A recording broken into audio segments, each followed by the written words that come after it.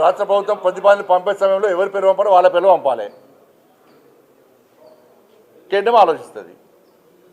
మీరు పంపిన పేర్లను ఇస్తారా? ఇది అన్నీ ఆలోచిస్తారు. పంపేటప్పుడు కూడా జాగ్రత్తగా పంపాలి. మంచి వ్యక్తుల పేరు పంపాలి. వీళ్ళు మంచి వ్యక్తులు కాదు అంటలే నేను.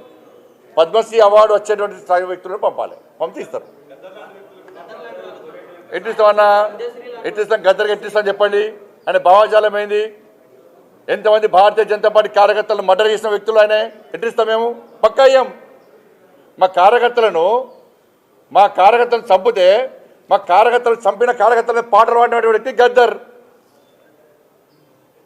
అనేక మంది పోలీసులను ఎన్కౌంటర్ చేసిన విషయంలో గద్దర్. ఎట్లిస్తాం? మీరు వంశం ఇస్తాం ఏంది అవార్డ్స్?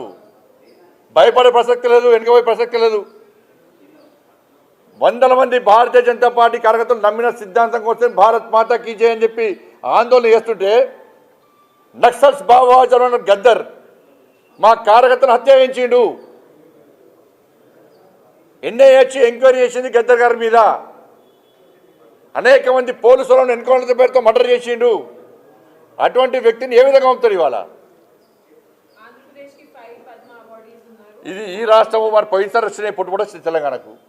అప్పుడు ఏమన్నారు మరి? అప్పుడు ఈ రాష్ట్రము ఆ రాష్ట్రము, ఈ ప్రాంతము ఆ ప్రాంతం అని చెప్పి ఎటువంటి ఆలోచన ఉండదు. ఈ రాష్ట్రానికి ఇవ్వాలి, ఈ రాష్ట్రానికి ఇవ్వద్దని ఎక్కడ ఉండదు. ఇవన్నీ మళ్ళీ ఒకసారి తెలంగాణ సెంటిమెంట్ను మీరు రగిలిసిన తెలంగాణ ప్రజలు అన్నీ తెలుసు. ఎవరు తెలంగాణ సెంటిమెంట్తో లాభపడ్డారు.